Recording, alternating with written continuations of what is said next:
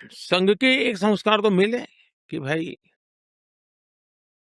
कुछ भी सोचो, करो, अगर वो पढ़ते हो तो भी सोचो कि मैं इतना पढूँ मैं देश के काम आऊँ। अगर व्यायाम करता हूँ, मैं ऐसा व्यायाम करो कि मेरा शरीर भी देश को काम आए। ये संघ के लोग सिखाते रहते हैं। अब संघ एक बहुत बड़ा संगठन है, शायद अब उसके 100 साल हो रहे हैं, ये 100वाँ वर्ष है और दुनिया में इतना बड़ा स्वयंसेवी संगठन कहीं होगा ऐसा मैंने तो नहीं सुना है। करोड़ों लोग उसके साथ जुड़े हुए हैं। लेकिन संघ को समझना इतना सरल नहीं है। संघ के काम को समझने का प्रयास करना चाहिए और संघ स्वयं तो एक पर्पज ऑफ लाइफ जिसको कहें, इसके विषय में आपको एक अच्छी दिशा देता है। दूसरा, देश ही सब कुछ है और जन सेवा ही प्रभु सेवा है। ये जो हमारे वेद काल से जो कहा गया है, जो हमारे ऋषियों ने कहा, जो विवेकानंद ने कहा, वही बातें संघ के लोग करते हैं। तो स्वयंसेवक को कहते हैं कि भाई तुम्हें संघ में से जो प्रेरणा मिली, वो 1 घंटा शाखा है, वो स्वयं नहीं, यूनिफ़ॉर्म पहनना वो स्वयं से संघ नहीं है। तुमने समाज के लिए कुछ करना चाहिए और वो उस प्रेरणा के आज ऐसे काम चल रहे हैं, जैसे कुछ स्वयंसेवकों ने सेवा भारती नाम का संगठन खड़ा किया है। ये सेवा भारती जो गरीब बस्तियां होती है, झुग्गी-झोपड़ी में गरीब लोग रहते हैं, जिसको वो सेवा बस्ती कहते हैं। मेरी मोटी-मोटी जानकारी है, करीब 1.25 लाख सेवा प्रकल्प चलाते हैं वो और किसी सरकार की मदद के बिना समाज की मदद से वहां जाना, समय देना, बच्चों को पढ़ाना, उनके हेल्थ की चिंता करना, ऐसे ऐसे काम करते हैं। संस्कार उनके अंदर लाना, उस इलाके में स्वच्छता का काम करना, यानी बिल्कुल 1.25 लाख एक छोटा नंबर नहीं है।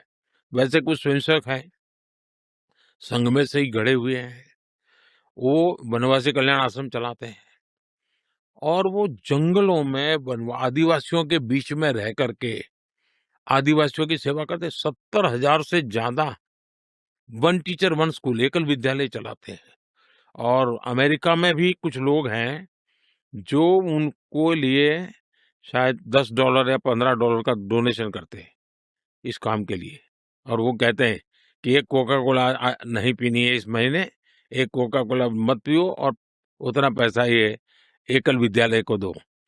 अब 70,000 एकल विद्यालय आदिवासी बच्चों को पढ़ाने के लिए करना। कुछ स्वयंसेवकों ने शिक्षा में क्रांति लाने के लिए विद्या भारती नाम का संगठन खड़ा किया। करीब 25,000 स्कूल चलते हैं उनके देश में और 30 लाख से छात्रा एट अ टाइम होते हैं और मैं मानता हूं अब तक करोड़ों विद्यार्थियों को और बहुत ही कम दाम में पढ़ाई हो और संस्कार को भी प्राथमिकता हो, जमीन से जुड़े हुए लोग हो, कुछ न कुछ हुनर सीखे, समाज पर बोझ न बने, यानी जीवन के हर क्षेत्र में वे, चाहे महिला हो, युवा हो, इवन मजदूर, शायद उन मेंबरशिप के हिसाब से मैं कहूँ तो भारतीय मजदूर संघ है, शायद उसके 55,000 के करीब यूनियंस है शायद और करोड़ों की तादाद में उनके मेंबर्स हैं। शायद दुनिया में इतना बड़ा लेबर यूनियन कुछ नहीं होगा और सिखा कैसा जाता है? लेफ्टिस्ट लोगों ने मजदूरों की मूवमेंटों को बड़ा बल दिया। लेबर मूवमेंट जो लगे हैं उनका नारा क्या होता है?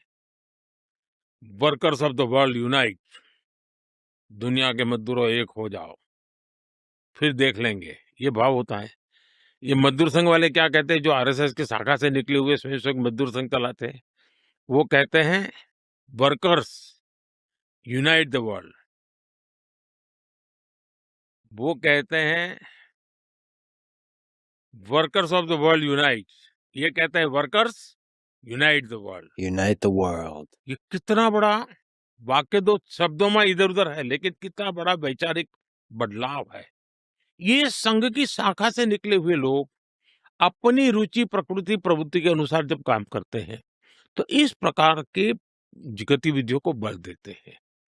और जब इन कामों को देखेंगे, तब आपको 100 साल में राष्ट्रीय स्वयंसेवक संघ ने भारत के सारे चकाचौंध दुनिया से दूर रहते हुए एक साधक की तरह समर्पित भाव से, तो मेरा ये सौभाग्य रहा कि ऐसे पवित्र संगठन से मुझे संस्कार मिले जीवन के, लाइफ ऑफ पर्पज में जो मिला।